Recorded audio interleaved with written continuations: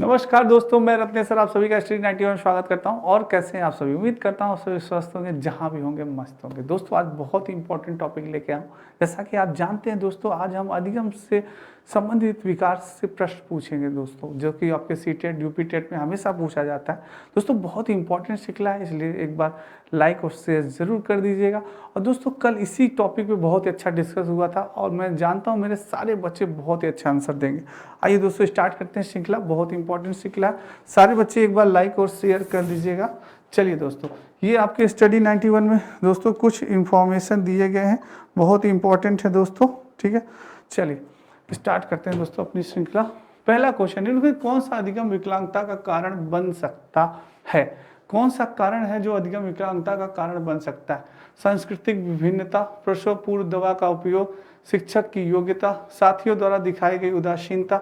क्या होगा दोस्तों? जल्दी से इसका आंसर दें। कौन से विकलांगता का कारण बन सकता है दोस्तों? बहुत ही अच्छा क्वेश्चन है, सारे बच्चे जल्दी से आंसर देने का प्रयास करें।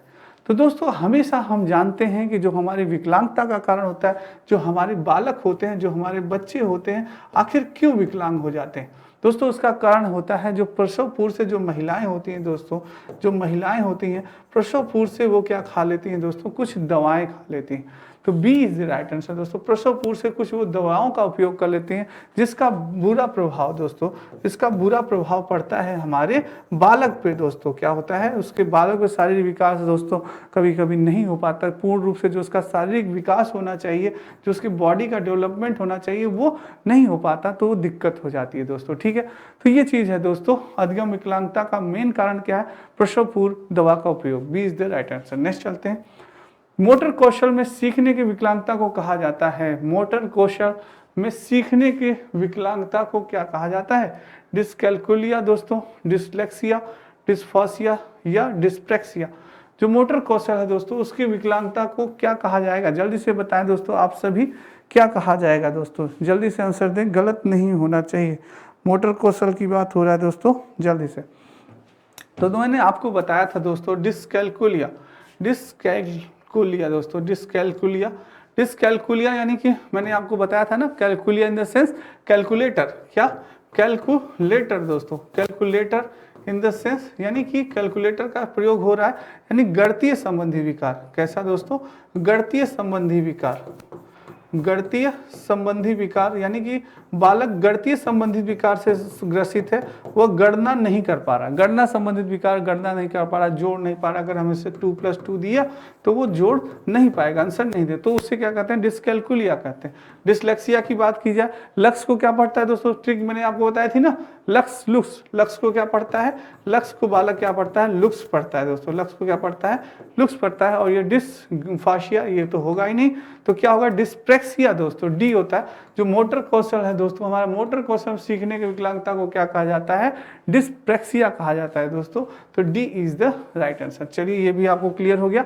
नेक्स्ट है, वाक व भाषा संबंधी विचार कहलाता है। वाक व भाषा संबंधी विचार क्या कहलाएगा? एफेजिया कहलाएगा, सेरेब्रल पेल्सी कहलाएगा, अल्जाइमर कहलाएगा या डाउन सिंड्रोम कहलाएगा? भाषा संबंधी जो हम विचार करते हैं दोस्तों, वो क्या कहलाता है? सारे बच्चे जल्दी से आंसर दें, इसका क्या कहलाएगा दोस्तों? बहुत बढ़िया, बहुत बढ़िया दोस्तों। दोस्तों मैंने आपको बताया था ना, वाक व भाषा संबंधी विकार, सॉरी यहाँ विकार होगा, विकार कहलाता है। वाक व भाषा संबंधी विकार क्या कहलाता है? तो दोस्तों मैंने आपको बताया था ना, फोन। क्या किया आपने? फोन किया। क्या किया आपने? बालक के पास फोन किया और वह नंबर नहीं बता पाया, पापा का नंबर नहीं बता पाया, यानी उसको क्या है? भाषा संबंधी विकार। तो क्या होगा? डिस्फोनिया, फोनफेजिया, डिस्फेजिया, यानी मैंने आपको डिस्फेजिया, डिस्फेनिया। तो एफेजिया, वही चीज दोस्तों क्या है? एफेजिया है आपका। ए इज द राइट आंसर होगा। सेरेब्रल पेल्सी नहीं होगा, अल्जाइमर नहीं होगा, डाउन सिंड्रोम, एफेजिया होगा। क्या होगा? एफेजिया होगा दोस्तों, phone aphasia. A is the right answer. चलिए नेक्स्ट चलते हैं। एक बच्चा देखा और थ परमाणु और अस्पष्ट के बीच में अंतर नहीं कर सकता, वह पीड़ित है। क्या है दोस्तों? यानी कि एक बच्चे देखा और थ में और परमाणु और अस्पष्ट के बीच में वह अंतर नहीं कर सकता, वह कहाँ से पीड़ित है दोस्तों? डिस्फोरिया है? नहीं, उसने बच्चे ने देखा और वो क्या है? थ और परमाणु और अस्पष्ट के बीच में अंतर नहीं कर पा रहा है दोस्तों। क्या है? वो देख रहा है चीजों को, एक उसने देखा और वो थ और परमाणु और अस्पष्ट के बीच में अंतर नहीं कर सकता। वो किस चीज से पीड़ित है दोस्तों? तो मैंने आपको बताया ना दोस्तों, पढ़ नहीं पा रहा है। वो क्या है? अस्पष्ट अंतर नहीं कर पा रहा है, पढ़ नहीं पा रहा है दोस्तों, यानी इन द सेंस वो पढ़ नहीं पा रहा है, इन द सेंस वह पढ़ नहीं पा रहा है। तो वो क्या है दोस्तों? किससे संबंधित होगा? डिस्मोर्फिया से होगा? नहीं, डिस्मोर्फिया में शारीरिक संबंधित विकार होता है। शारीरिक संबंधित यानी मोर को, मैंने आपको बताया ना, मोर को बालक क्या मुर्गा समझने लगा, तो शब्द जुबा विकार नहीं होगा। डिस्टोमिया डिसलेक्सिया होता है। वो क्या होता है दोस्तों? डिसलेक्सिया होता है। वो लक्ष्य को क्या पढ़ता है? लुक्स, यानी पढ़ने से संबंधित विकार। जो पढ़ने से संबंधित विकार होता है बच्चा, जो कि पढ़ने में कठिनाई होती है किसी बालक को, तो उसने बच्चे ने देखा वो थ परमाणु और अस्पष्ट के बीच में अंतर नहीं कर पा रहा है, यानी पढ़ नहीं पा रहा है दोस्तों, वो अंतर नहीं कर पा रहा है। तो वो किससे ग्रसित है? डिसलेक्सिया से ग्रसित है। B is the right answer.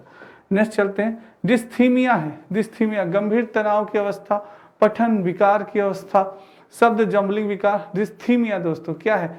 Dysthymia. तो दोस्तों डिस्थीमिया बहुत ही ज्यादा, क्या मैंने आपको बताया था इसकी ट्रिक, डिस हटा दिया जाए तो थीमिया यानी thinking. Thinking in the sense बहुत ही ज्यादा, अगर आप सोचेंगे, बहुत ज्यादा सोचेंगे तो कहाँ चले जाएंगे? तनाव में चले जाएंगे। कहाँ चले जाएंगे? तनाव में चले जाएंगे। इसलिए बहुत ज्यादा आपको चिंतन नहीं करना है। जो ज्यादा चिंतन करता है तो वो किस में चला जाता है? तनाव में चला जाता है। तो वो डिस्थीमिया क्या कहलाती है? गंभीर तनाव की अवस्था कहलाती है। किसकी अवस्था कहलाती है? गंभीर तनाव की अवस्था कहलाती है। तो इसका क्या होगा? ए राइट आंसर होगा दोस्तों। ठीक है। शब्दों में अक्षरों क्रम को पढ़ने में कठिनाई का अनुभव करना और अक्सर चाक्षुष स्मृति का हाथ से संबंधित है। अभिज्ञान क्या कहलाता है? शब्दों में अक्षरों क्रम को पढ़ने में कठिनाई का अनुभव करना है दोस्तों। डिस्लेक्सिया होगा, डिस्कैल्कुलिया होगा, डिस्ग्राफिया होगा, डिस्प्रैक्सिया होगा। अक्षरों के क्रम को पढ़ने में बहुत अच्छा क्वेश्चन है, जल्दी से सी टेट में आया हुआ क्वेश्चन है दोस्तों, इसको बहुत इंपॉर्टेंट है। मुझे नहीं लगता कि मेरा कोई भी बच्चा इसका आंसर गलत दे पाएगा। क्या होगा दोस्तों? कोई भी गलत आंसर नहीं देंगे बिल्कुल दोस्तों। बस तो कुछ क्वेश्चन ऐसे होते हैं जिनको आप पढ़ते हैं तो लगता है यार ये कहीं गलत ना हो जाए। तो आपको जैसे एग्जामिनर जो है दोस्तों सीधा सीधा क्वेश्चन नहीं पूछता, वो थोड़ा सा क्वेश्चन घुमाते हैं, घुमा के आपसे क्वेश्चन पुटअप करेंगे। तो आप इसका आंसर अगर आपको देना है तो क्या होगा? शब्दों में अक्षरों के क्रम को पढ़ने में कठिनाई का अनुभव करना। क्या उसको क्या हो रहा है? पढ़ने में कठिनाई हो रहा है। बस इस पे फोकस करिए, थोड़ा सा क्वेश्चन को ट्रिक्स के माध्यम से कि हाँ भाई और सेंटेंस नहीं है, पर इससे पकड़िए कि क्या है? पढ़ने में कठिनाई हो रही है बालक को। यानी सर ने बताया था कि जो बालक लक्ष्य को क्या पढ़ रहा है? लक्ष्य को लुक्स पढ़ रहा है। लक्ष्य को क्या पढ़ रहा है? लुक्स पढ़ रहा है। सा को क्या पढ़ रहा है? सा को वह वाज पढ़ रहा है। सा को क्या पढ़ रहा है? सा को वह वाज पढ़ रहा है। यानी कि देखने से संबंधित कठिनाई बालक को हो रही, पढ़ने से संबंधित कठिनाई हो रही है, तो वो क्या होगा? डिसलेक्सिया होगा दोस्तों। ए इज द राइट आंसर। ठीक है, चलिए नेक्स्ट है दोस्तों, विकृत लिखावट से संबंधित लिखने की योग्यता में कमी। विकृत लिखावट से संबंधित लिखने की योग्यता में कमी था, किसका एक लक्षण है? बहुत अच्छा क्वेश्चन है, वेरी इंपॉर्टेंट क्वेश्चन आप कह दीजिएगा। सी टेट में पूछा गया क्वेश्चन है दोस्तों, सी टेट में पूछा गया क्वेश्चन है। डिस्ग्राफिया होगा, डिस्प्रैक्सिया, डिस्कैल्कुलिया या डिसलेक्सिया। डिसलेक्सिया दोस्तों, अब देखिए मैं आपको बताता हूं कैसे आप ऑप्शंस को अलग करते हैं, छाटते हैं कि यार ये ऑप्शन नहीं होगा। जैसे मैं आपको कंफर्म है डिस्कैल्कुलिया, ये तो भाई गणना संबंधित विकार हो गया, गणितीय संबंधित विकार, गणना संबंधी विकार, ये तो नहीं होगा। डिसलेक्सिया हो गया, ये भी आप कंफर्म है, ये तो भाई पढ़ने से संबंधित विकार हो गया, पढ़ने से संबंधित विकार हो गया, ये भी नहीं होगा। अब बचे दो, डिस्ग्राफिया और डिस्प्रैक्सिया। डिस्प्रैक्सिया तो होगा नहीं, और मैंने आपको बताया था लिखने की योग्यता। अब डिस हटा दिए तो ग्राफिया क्या आ गया? ग्राफिया, यानी कि ग्राफ बनाने के लिए हमें क्या पढ़ना है? लिखना पड़ता है। ग्राफ बनाने के लिए हमें क्या करना पड़ता है? लिखना पड़ता है। इसका डिजाइन आपको बनाना पड़ेगा ना, तो वो चीज है। ए इज द राइट आंसर। तो इसका क्या हो जाएगा? Dysgraphia. A is the right answer. Next चलते हैं, अधिगम क्षमता से ग्रसित बालक कुछ भी नहीं सीख पाते, अधिगम के कुछ पक्षों से संघर्ष करते हैं, बहुत कम बुद्धि लब्धि होती है, बहुत बुद्धिमान व परिपक्व होते हैं। बिल्कुल दोस्तों, ग्रसित बालक क्या होता है? कुछ भी नहीं सीख पाते, ये सेंटेंस बिल्कुल गलत। अधिगम क्षमता से जो ग्रसित बालक होते हैं दोस्तों, उनमें कठिनाई होती है, वो चीज़ों को क्या होता है, उन्हें दिक्कत होती है, क्या होती है, उन्हें दिक्कत होती है दोस्तों, उनको कठिनाई आप कह सकते हैं किसी चीज़ को। ऐसा नहीं है कि वो कभी नहीं सीख पाएंगे, ऐसा नहीं, उन्हें दिक्कत होती है, परेशानी होती है, कठिनाई होती है चीज़ों को पढ़ने में। जैसे मैंने आपको बताया ना, तो वो बालक है जो जो तुरंत बी को क्या लिख देगा, बी को बालक डी लिख देगा। ऐसा नहीं है कि वो, अगर मैं उसे समझाऊं, अगर उसे मैं बचाऊं, नहीं बेटा ऐसे नहीं, ऐसे लिखते हैं, तो वो नहीं सीख सकता। ये नहीं, बहुत बुद्धिमान और परिपक्व होते हैं, ये बहुत परिपक्वता होती है, ये भी नहीं कहेंगे बहुत बुद्धिमान होते हैं, बहुत कम बुद्धि लब्धि होती है, ये भी नहीं कहेंगे। वो ये ऑप्शन आपका बिल्कुल सही है कि अधिगम के कुछ पक्षों में वो क्या करते हैं, संघर्ष करते हैं, यानी सीखने के लिए उन्हें क्या करना पड़ता है, सीखने के लिए उन्हें संघर्ष करना पड़ता है, सीखने के लिए क्या करना पड़ता है, संघर्ष करना पड़ता है। B is the right answer. चलिए नेक्स्ट चलते हैं। पावलोव ने अपने प्रयोग किस पर किए थे? पावलोव ने, सभी को मालूम है भाई, चूहे और कबूतर पे किसने किया था? चूहे और कबूतर पे हमारे स्किनर महोदय ने किया था। किस पे किए, किसने किया था? स्किनर जी ने किया था। बिल्ली पे हमारे किसने किया था? बिल्ली पे हमारे थॉर्नडाइक महोदय ने किया था। किसने किया था? थॉर्नडाइक ने किया था। अब बचा हमारा कुत्ता, तो कौन थे भाई? पावलोव जी थे, जिन्होंने कुत्ते पर प्रयोग किया था। सी इज द राइट आंसर। बहुत अच्छा था, हलवा क्वेश्चन था, सारे बच्चे तुरंत आंसर दे दिए होंगे। चलिए नेक्स्ट है, क्रिया प्रसूत अनुबंध के जनक कौन थे? बहुत अच्छा क्वेश्चन है। क्रिया प्रसूत अनुबंध के जनक पूछा है दोस्तों, तो क्या होगा? एडवर्ड हो गए, गेट्स हो गए, थॉर्नडाइक होंगे या स्किनर हो गए। थॉर्नडाइक जी ने आपके त्रुटि एवं प्रयास का सिद्धांत दिया, त्रुटि एवं प्रयास का सिद्धांत दिया आपके थॉर्नडाइक जी ने। अभी मैंने आपको बताया कि थॉर्नडाइक ने किस पे प्रयोग किया? बिल्ली पे प्रयोग किया। किस पे प्रयोग किया? बिल्ली पे प्रयोग किया दोस्तों इन्होंने, आपके थॉर्नडाइक जी ने। तो सी इज द राइट आंसर। ठीक है, तो इन्होंने क्या बताया? एसआर थ्योरी इन्होंने दी थी अपनी, स्टिमुलस रिस्पॉन्स। बिल्ली स्टिमुलस यानी उद्दीपक को देख के क्या करती है? उद्दीपक को देख के रिस्पॉन्स करती है दोस्तों। एसआर थ्योरी भी आपके थॉर्नडाइक जी ने दी थी। अब बात हो रही है यहाँ पे क्रिया प्रसूत अनुबंध के सिद्धांत। तो क्रिया प्रसूत अनुबंध सिद्धांत दिए थे हमारे स्किनर महोदय, जिन्होंने सफेद चूहे और सफेद कबूतर पे दोस्तों क्या किया था? प्रयोग किया था दोस्तों। इन्होंने प्रयोग किया था चूहे और कबूतर पर, इन्होंने प्रयोग किया था आपके क्रिया प्रसूत अनुबंध का सिद्धांत, स्किनर जी ने दिया था। D is the right answer. Next चलते हैं दोस्तों, ये आपके स्टडी 91 में कुछ दोस्तों पुस्तकें दी गई हैं, आप सभी देख सकते हैं, बहुत इंपॉर्टेंट पुस्तकें हैं। चलिए दोस्तों नेक्स्ट चलते हैं। शिक्षण क्षेत्र में अधिगम सिद्धांतों का प्रयोग क्यों किया जाता है? शिक्षण क्षेत्र में जो हम अधिगम सिद्धांत यानी सीखने के जो सिद्धांत का प्रयोग करते हैं, वो आखिर हम क्यों करते हैं? बहुत अच्छा क्वेश्चन है। अधिगम को सुगम बनाने हेतु, नई सूचनाओं को अर्जन हेतु, अधिगम को उत्साही बनाने हेतु, या उक्त सभी। बहुत ही अच्छा क्वेश्चन है, सी टेट में पूछा गया क्वेश्चन है दोस्तों। मेरे सारे बच्चे जल्दी से आंसर दें, किसी का भी गलत नहीं होना चाहिए, किसी का भी गलत नहीं होना चाहिए दोस्तों। बहुत ही अच्छा, बहुत अच्छा दोस्तों। क्या होगा दोस्तों? शिक्षण क्षेत्र में अधिगम सिद्धांत यानी कि सीखना है, हमें किसी भी चीज को सीखना है, तो हम क्यों करते हैं? सिद्धांतों का प्रयोग क्यों करते हैं? उनको क्या बनाने के लिए? सरल बनाने के लिए। अधिगम यानी सीखने को सुगम बनाना, इन द सेंस सरल बनाने के लिए।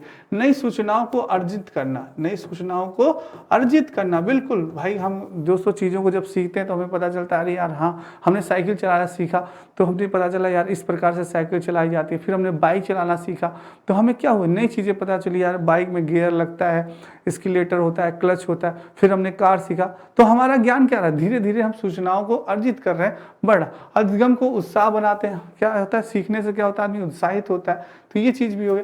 तो उक्त सभी हो जाएगा दोस्तों। D is the right answer, D होगा अधिगम। ठीक है, नेक्स्ट चलते हैं। निम्न में से अधिगम नहीं है, अधिगम नहीं है पूछा है दोस्तों। वृद्धि, परिपक्वता, मादक पदार्थ, थकान, उक्त सभी। दोस्तों अधिगम नहीं है पूछा है आपसे, अधिगम नहीं है दोस्तों। दोस्तों अधिगम यानी इन द सेंस सीखना, अधिगम इन द सेंस सीखना होता है दोस्तों। अधिगम इन द सेंस सीखना होता है। कुछ बच्चे कंफ्यूज हो रहे हैं, वृद्धि परिपक्वता दे रहे हैं, अधिगम नहीं है पूछा है दोस्तों। है नहीं पूछा है, अधिगम नहीं है, वृद्धि परिपक्वता भी नहीं है, मादक पदार्थ तो बिल्कुल नहीं है, थकान भी, उक्त सभी नहीं है दोस्तों। डी इज द राइट, उक्त सभी नहीं होगा, कंफ्यूज मत होइएगा इसमें, D is the right answer. समझे दोस्तों? चलिए नेक्स्ट है दोस्तों, थॉर्नडाइक के सीखने का नियम नहीं है। थार्नडाइक के सीखने का नियम नहीं है, निगेटिव क्वेश्चन पूछा है। तत्परता का नियम, परिणाम का नियम, अभ्यास का नियम या सादृश्य का नियम। दोस्तों थार्नडाइक ने, आपने मालूम है आपने दोस्तों, उन्होंने 3 नियम बताए थे आपके। थार्नडाइक ने 3 नियम बताए थे दोस्तों आपके। 3 नियम इसमें दिए गए हैं दोस्तों, 4 नियम उन्होंने बताए थे दोस्तों उन्होंने, थार्नडाइक ने। तो तत्परता का नियम तो बिल्कुल बताया था उन्हें, परिणाम का भी नियम बताया था, अभ्यास का नियम भी उन्होंने बताया था। बताया नहीं था किसका, सादृश्य का नियम नहीं बताया था। ये आपको बताना है कमेंट करके कि कौन सा नियम बताया था थार्नडाइक जी ने। चौथा नियम कौन सा था, अभ्यास का, तत्परता का नियम, परिणाम का नियम। चौथा नियम कौन सा, ये होमवर्क है आप सभी का, आप सभी जल्दी से बताएं कमेंट करके, ठीक है। चलिए दोस्तों, तो डी नहीं होगा, सादृश्यता का नियम नहीं होगा। चलिए, जैसे थार्नडाइक ने किस पे प्रयोग किया था, बिल्ली पे। त्रुटि एवं प्रयास का सिद्धांत दिया था इन्होंने, किस पे दिया था, त्रुटि एवं प्रयास का सिद्धांत दिया था आपके थार्नडाइक ने, आप सभी को मालूम है। चलिए दोस्तों, ठीक है, नेक्स्ट चलते हैं। गेस्टाल्ट शब्द का अर्थ क्या है, गेस्टाल्ट शब्द का अर्थ क्या है, बहुत अच्छा क्वेश्चन है। समग्रता होगा, पूर्णाकार होगा, समरूपता होगा या उक्त सभी होगा। बहुत अच्छा क्वेश्चन है दोस्तों, सी-टेट में पूछा गया क्वेश्चन है। गलत नहीं होना चाहिए, मेरे किसी भी क्वेश्चन बच्चे का गलत नहीं होना चाहिए दोस्त। क्या होगा, चलिए जल्दी से आंसर दीजिए दोस्तों। गेस्टाल्ट शब्द का अर्थ, गेस्टाल्ट शब्द का अर्थ क्या होता है, समग्रता भी होता है, समग्रता भी होगा दोस्तों, और पूर्णकारता भी होगा, समरूपता भी होगा। सारी चीजें आती हैं आपके किस में, गेस्टाल्ट में ही आती हैं दोस्तों, गेस्टाल्ट में ही आएंगे। तो ये सी तीनों होगा दोस्तों, उक्त सभी होगा। डी जिन बच्चों ने आंसर दिया है बिल्कुल सही आंसर दिया है, ठीक है। चलिए नेक्स्ट चलते हैं दोस्तों। किसी व्यक्ति को पढ़ने, लिखने, बोलने, गणित के प्रश्न हल करने में कठिनाई का अनुभव होता है, इसका कारण क्या है दोस्तों। क्या हो रहा है, उसको पढ़ने में भी कठिनाई हो रही है, लिखने में भी कठिनाई हो रही है, बोलने में और गणित के प्रश्न हल करने में भी कठिनाई हो रही है।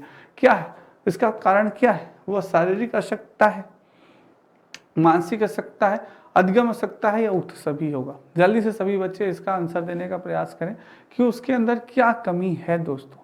बिल्कुल सही, शारीरिक अशक्तता नहीं होगा दोस्तों। क्या होगा, शारीरिक अशक्तता नहीं होगा, मानसिक अशक्तता नहीं होगा, उसके अंदर क्या है, अधिगम अशक्तता है, यानी वह चीज़ों को सीखने में क्या है दोस्तों, अक्षम है, सीख नहीं पा रहा, वो सीखने को क्या है, अक्षमता आ रही है दोस्तों, उसको कठिनाई आ रही है, सीखने में क्या आ रही है, उसे कठिनाई हो रही है, दिक्कत हो रही है, वो सीख नहीं पा रहा है। यानी कि दोस्तों वो बोलने में, वो सा को क्या पढ़ रहा है, सा को वह वाज पढ़ ले रहा है, सा को क्या पढ़ ले रहा है, वाज पढ़ ले रहा है दोस्तों। और गणितीय गणना संबंधित अगर मैंने कह दिया 4 + 5 बेटा करो, तो वो नहीं प्लस कर रहे हैं, गणितीय संबंध, ये अधिगम विकार कहलाया जाता है। क्या कहलाता है, अधिगम विकार, यानी कि वो कठिनाई हो रही है उसको सॉल्व करने में, पढ़ने में, लिखने में, तो वो चीज़ है। तो अधिगम अशक्तता होगा, C is the right answer. Next चलते हैं। अधिगम अशक्तता वाले बच्चों का लक्षण है, विषय पर ध्यान केंद्रित नहीं होता, सामाजिक संबंधों के मूल्यांकन में कठिनाई, शारीरिक संतुलन में कमी या उक्त सभी। बहुत अच्छा क्वेश्चन है दोस्तों, वेरी इंपॉर्टेंट, स्क्रीनशॉट ले लीजिएगा इसका, ये क्वेश्चन आपके आ सकता है दोस्तों, बहुत ही अच्छा क्वेश्चन है दोस्तों, आ सकता है। अधिगम अशक्तता वाले बच्चे, जो दोस्तों अधिगम अशक्तता वाले बालक होते हैं, उनमें सही में दोस्तों वो अपने विषय पर ध्यान केंद्रित नहीं करते। अगर सोचिए दोस्तों, किसी चीज़ में अगर आपको कठिनाई हो रही है, आपको दिक्कत हो रही है, तो क्या आप केंद्रित कर पाएंगे, पढ़ने में फोकस कर पाएंगे, कभी नहीं कर पाएंगे। सामाजिक संबंधों का मूल्यांकन, किसी भी से आप अच्छा संबंध बना पाएंगे, सामाजिक संबंध बना पाएंगे, कभी नहीं बना पाएंगे। शारीरिक संतुलन में भी आपके क्या हो जाएगी, कमी हो जाएगी दोस्तों। तो सभी दोस्तों डी इज द सभी, ये सभी जो लक्षण है वो अधिगम अशक्तता वाले बच्चों के लक्षण होते हैं, उन्हें कठिनाई होती है। तो D is the right answer. Next चलते हैं। थार्नडाइक के सीखने का नियम नहीं है, तत्परता का नियम नहीं है, परिणाम करने में रिपीट हो गया, सदस्यता का नियम नहीं है, डी इज द रिपीट हो गया दोस्तों क्वेश्चन। गेस्टाल्ट शब्द का अर्थ क्या है, उक्त सभी होगा, वही चीजें रिपीट हो गई। चलिए दोस्तों नेक्स्ट है। कोहलर का अधिगम सिद्धांत किस नाम से जाना जाता है, बहुत अच्छा क्वेश्चन है। कोहलर का अधिगम सिद्धांत किस नाम से, संबंधवाद, अंतर्दृष्टि प्रबलन या उत्पत्ति। दोस्तों आप सभी को मालूम है कोहलर, आप सभी को मालूम है कोहलर दोस्तों, आप सभी को मालूम है कि कोहलर जी ने प्रयोग किस पे किया था दोस्तों। आप सभी को मालूम है कि कोहलर ने प्रयोग किया था वनमानुष पे। किस पे प्रयोग किया था, वनमानुष पे इन्होंने प्रयोग किया था। किस पे, वनमानुष का। और उस वनमानुष का क्या नाम था दोस्तों, सुल्तान नाम था। क्या नाम था, आप सभी जानते हैं, सुल्तान नाम था दोस्तों उनके वनमानुष का। सुल्तान नाम था, उन्होंने उन पर प्रयोग किया और सूझ एवं अंतर्दृष्टि का सिद्धांत दिया। इन्होंने कोहलर जी ने किसका सिद्धांत दिया? सूझ एवं अंतर्दृष्टि का सिद्धांत दिया। सूझ एवं अंतर्दृष्टि का सिद्धांत दिया था आपके, अंतर्दृष्टि का सिद्धांत दिया था आपके कोहलर जी ने दोस्तों। किसका सिद्धांत दिया था? सूझ एवं अंतर्दृष्टि का सिद्धांत दिया था। इन्होंने कहा कि जब कभी हमारे पास समस्या आती है, क्या आती है? जैसे बालक को या किसी भी व्यक्ति को जब समस्या दिखती है, या जीव है, जंतु है, बालक है, कोई भी हो, एनीबडी, उसको जैसे ही समस्या दिखेगा उसकी दिमाग की बत्ती जलेगी। क्या होगा? उसके दिमाग की बत्ती जलेगी और उस समस्या का वो समाधान ढूंढने का, क्या? समस्या का समाधान ढूंढने का वो तुरंत प्रयास करना प्रारंभ कर देगा। और दोस्तों उन्होंने एक बहुत ही इंपॉर्टेंट बात कही कि जैसे ही बालक को, जैसे ही उस व्यक्ति को, किसी को भी, जीव जंतु हो, बालक हो, कोई भी हो, उसको जैसे ही समस्या का समाधान मिल जाएगा, उसकी सोचने की, चिंतन करने की सारी क्षमता वहीं पे क्या हो जाएगी? रुक जाएगी। वहीं क्या हो जाएगी? रुक जाएगी। वो फिर उसके बाद सोचना बंद कर देगा। फिर वो ज़्यादा चिंतन है, अरे भाई समस्या का समाधान मिल गया, बस। जैसे दोस्तों इनके वनमानुष था जो कि बहुत ही ज़्यादा भूखा था, बहुत ज़्यादा भूखा था, तो इन्होंने क्या किया था? उसे एक कमरे में बंद कर दिया था, एक कमरे में बंद कर दिया। अब वो भूखा है, पहली उसकी समस्या थी, केला लटका दिया था, यहाँ केला लटका था। उसकी पहली समस्या थी अपने भूख को समाप्त करना। क्या था? कि अपने भूख को पहले वो समाप्त करे। तो भूख को समाप्त करने के लिए उसने क्या किया? वो सर्वप्रथम उसने केले को क्या किया दोस्तों? केले को पाने का प्रयास किया और केले को वो पाया। और जैसे ही दोस्तों उसने केले को पाया और वैसे ही दोस्तों उसके आइडिया सारे खत्म किया, अब समस्या का समाधान हो गया। अब उसने निकलने का प्रयास नहीं किया, कमरे से निकलने का प्रयास नहीं किया। क्यों नहीं किया? कि भाई अब हमें अच्छा भोजन भी मिल रहा है, सब कुछ फैसिलिटी है, बढ़िया ठंडा सब चीज़ समय समय भोजन मिल जा रहा है, क्या ज़रूरत है बाहर जाने की? तो वही चीज़ है दोस्तों, जब आपको हर चीज़ मिल रहा है तो फिर आपकी आइडिया खत्म हो गया। यानी जैसे समस्या का समाधान हुआ, सोचने की चीज़ें खत्म, तो वो चीज़ है। तो ये अंतर्दृष्टि एवं सूझ का सिद्धांत, B is the right answer. Next चलते हैं, अंतर्दृष्टि पर प्रभाव डालने वाले तत्व कौन से हैं दोस्तों? अंतर्दृष्टि पर प्रभाव डालने वाले तत्व कौन से हैं दोस्तों? अनुभव होगा, बुद्धि होगा, प्रयत्न व त्रुटि होगा, या उपयुक्त सभी होगा दोस्तों? तो आप सभी बताएं। मैंने अभी इतना अच्छा से आपको दोस्तों एक्सप्लेन किया है और मैं उम्मीद करता हूं कि आप सभी बच्चे सही से बताएंगे कि अंतर्दृष्टि पे हम जो प्रभाव डालने वाला जो तत्व होगा वो कौन सा होगा? अनुभव होगा, बुद्धि होगा, प्रयत्न एवं त्रुटि होगा, या उक्त सभी होगा? जल्दी से सभी बच्चे आंसर बताएं। सी टेट में पूछा गया क्वेश्चन, अभी मैंने बहुत ही अच्छे से आपको एक्सप्लेन किया है, मुझे नहीं लगता कि किसी बच्चे का गलत होगा दोस्तों। चलिए, तो दोस्तों जो अंतर्दृष्टि पर प्रभाव डालने वाला तत्व होगा वो क्या होगा? तो जल्दी से आंसर दे। बहुत बच्चे, कुछ बच्चे अनुभव बता रहे हैं, कुछ बच्चे त्रुटि एवं प्रयत्न एवं त्रुटि बता रहे हैं। क्या होगा दोस्तों?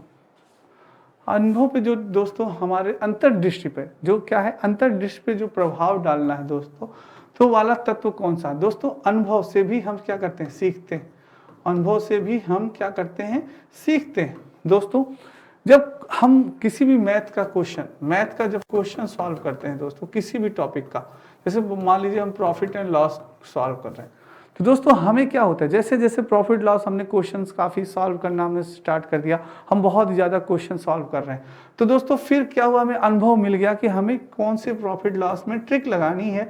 ये हमें क्या हो गया? एक्सपीरियंस हो गया, अनुभव हो गया कि अब हमें कोई दिक्कत नहीं है, चाहे प्रॉफिट लॉस का कोई भी क्वेश्चन दे दीजिए, तो हम अपने अनुभव से अब प्रॉफिट लॉस का कोई भी क्वेश्चन मिलेगा हम सॉल्व करें, क्योंकि क्या हो, हमें एक्सपीरियंस हो चुका है, अनुभव हो चुका है। दूसरी बुद्धि, हमारी जो बुद्धि है दोस्तों, उसमें हमारे अनुभव में क्या करती है? सहायक होती है। बुद्धि क्या होती है? सहायक होती है दोस्तों। बिना बुद्धि के क्या हम किसी भी समस्या का समाधान कर पाएंगे? सोचिए आप कि अगर मनुष्य के पास जो भगवान ने सबसे अच्छा गिफ्ट दिया है बुद्धि, अगर वो ना हो तो क्या आप किसी समस्या का समाधान कर पाएंगे? नहीं कर पाएंगे। तो बुद्धि होना आपके पास बहुत ही इंपॉर्टेंट है दोस्तों। तो इसलिए ये, और दूसरी चीज प्रयत्न एवं त्रुटि। दोस्तों हम जब तक प्रयास नहीं करेंगे, प्रयत्न इन द सेंस प्रयास, जब तक हम किसी भी चीज के लिए बार बार प्रयास नहीं करेंगे, अगर हम प्रयास करेंगे तो गलतियां भी होंगी। त्रुटि इन द सेंस गलतियां दोस्तों, गलतियां, मिस्टेक्स। जब हम वो करेंगे, प्रयास करेंगे, तो हमें क्या होगी? गलतियां भी होंगी, मिस्टेक्स भी होंगी, त्रुटि भी होगी। तो ये सारी चीजें दोस्तों किस पे प्रभाव डालती हैं? अंतर्दृष्टि पे प्रभाव डालती हैं। किस पे? सूर्य एवं अंतर्दृष्टि का सिद्धांत जो कोहलर जी ने दिया था, वो उन सभी पे दोस्तों ये सारी चीजें, अनुभव हो गया, बुद्धि हो गया, प्रयत्न व त्रुटि हो गया, ये सारी चीजें प्रभाव डालती हैं दोस्तों। तो सारी चीजें बहुत ही इंपॉर्टेंट हैं। तो ये कोहलर जी ने बताया कि भाई ये सारी चीजें हमें किसी भी चीज को सीखने के लिए बहुत ही इंपॉर्टेंट है। तो इसका आंसर क्या होगा? उक्त सभी होगा। आप लोग स्क्रीनशॉट ले लीजिएगा दोस्तों, बहुत ही इंपॉर्टेंट है, गलत नहीं होना चाहिए किसी भी बच्चे का, ठीक है। तो दोस्तों ये आपके स्टडी 91 में कुछ इन्फॉर्मेशन दी गई है, आप देख सकते हैं दोस्तों, बहुत ही अच्छी इन्फॉर्मेशन है, देखिए। चलिए दोस्तों, तो उम्मीद करता हूं दोस्तों आज की क्लास आपको बहुत ही अच्छी लगी होगी, तो इसलिए लाइक और शेयर ज़रूर करिएगा, कमेंट ज़रूर करिएगा दोस्तों। आज के लिए इतना ही, कल फिर मिलेंगे दोस्तों, तब तक राधे राधे, जय श्री कृष्ण और जय हिंद दोस्तों।